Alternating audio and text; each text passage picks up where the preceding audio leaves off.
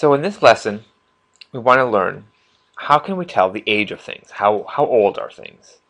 And we're going to be looking at a number of different objects and um, different items, and we're going to see how we can tell how old they really are and how we know.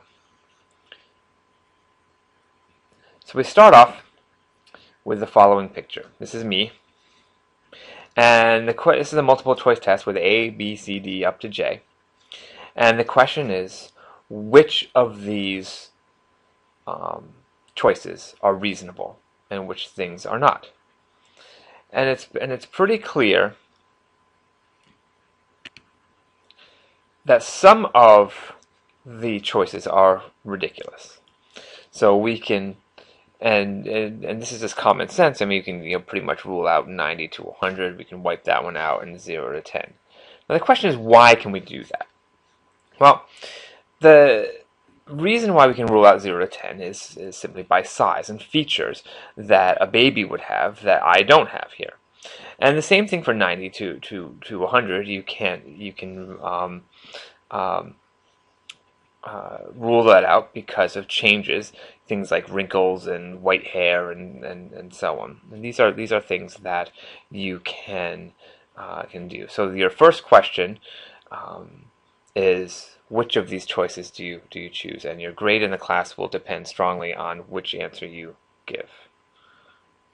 Actually, that's just a joke. But okay. So what do we need to do to determine the age of something? Okay.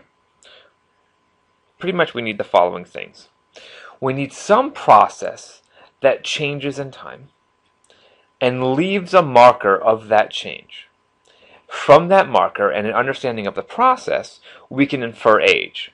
So let's go back to me. So we have something that changes in time, namely the structure of the human body. It leaves markers as you go through. The markers are observable as hair, and then lack of hair, wrinkles, size, and so on. So these are things that we can do. And if we understand the process through which these markers are left, we can estimate the age. So we know that I'm too big to be between 0 and 10. I've lost too much hair to be pretty much between 10 and 20, and I don't have any significant gray hair or wrinkles, and that rules out these other choices. And so I'm using something that changes in time, some sort of marker, and understanding the process in order to do that. So the first question is actually which choice is the correct one. Alright, so we're going to go to another thing here. Okay, this is a picture from the moon, and the question is, which craters are the oldest? And we have a lot of craters. We have some craters here, we have little ones, we have even some big ones like this big one right here, and so on. There may actually be one in the edge of one right there. There's a lot of little craters. There's some overlapping craters and so on. There may even be craters within craters. So the question is, which ones are the oldest? Well, because we understand how the process works for a crater, essentially a rock comes down, whacks into the ground, creates a hole. From that, it follows that if you had a little crater and then a big rock came in right on top of it, the little crater would be obliterated. So all of these little craters have to be newer, have to be younger than this larger crater. So for instance, this crater here is younger than this crater here. Okay? And even further, you can say this crater here is older than this crater. Why? Because they're overlapping with this little one on top of the other one. And so they stack in a way. But from very careful analysis of pictures like this, we can build up a relative age. We don't know how many years ago any of this happened, or whether it happened over minutes or hours or hundreds of years or thousands of years or millions of years. We'll have to use other information to get that. But we are able to get a relative age. We can say one part of the rock is younger than another part of the rock. Usually it's the parts with detail are newer than the parts without. The smaller things are newer than the parts But like you couldn't compare using this method very easily the age of a crater, say over here, versus a crater on this side. You may not be able to tell that. So in geology, people do the same. People do the same thing. They get an outcrop of rock. They notice that there are layers in this outcrop of rock, and they can and knowing how layers are set down, generally the deeper ones are older, and it gets younger as you get farther up.